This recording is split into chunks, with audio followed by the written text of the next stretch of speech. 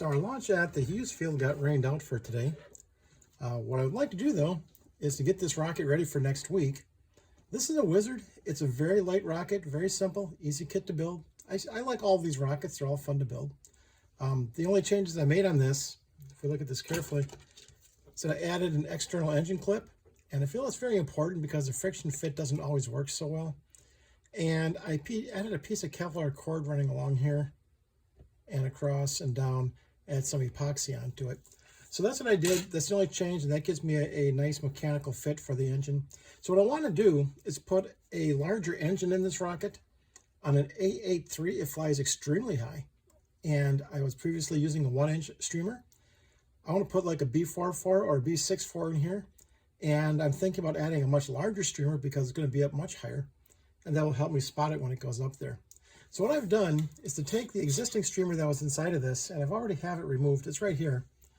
So this streamer was a 1-inch streamer, about 15 feet long. And you see here's the ejection blanket. This streamer, of course, has 2 connection points. So this is a loop streamer. So that does add a little bit more complication to it in terms of the ejection process. So what I want to do is to eliminate this and put in a larger streamer. And the streamer I have is right here. I haven't put it onto the cord yet. But this is actually 15 feet long. And we'll see if this does fit inside this rocket quite well. So what I'm going to do is just open this up, and you can see there's nothing in here at this point, just the Kevlar cord.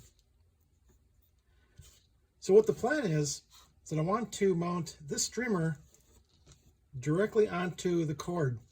If I mount this directly onto the cord, then the blanket isn't as necessary because this won't slide down. It's going to be mounted right underneath the nose cone. And this will be wound up tight, so I should have plenty of space in here without the Kevlar felt blanket. So we can see that this fits quite easily. This goes in here. This is a 15-foot streamer, and it fits in here very easily. And I believe that without this blanket, I can maybe make this 20 feet. So I'm thinking about the next flight after this one to make the streamer just a little bit larger. So I'm going to go ahead and show you how to mount this onto the cord here directly. There's probably a dozen different ways to do this, and every video shows how to do it differently, but I'm just going to show you something that's very practical that I think works quite well. I've used it before on my humdinger, and it's a very practical method when you're mounting streamers on very small diameter rockets. Now, this is a small diameter rocket. You can see this is a minimum diameter. Namely, the rocket engine is also the body tube size. So you just don't have a lot of room in here to play with. And I'm going to show you how to mount the streamer onto this.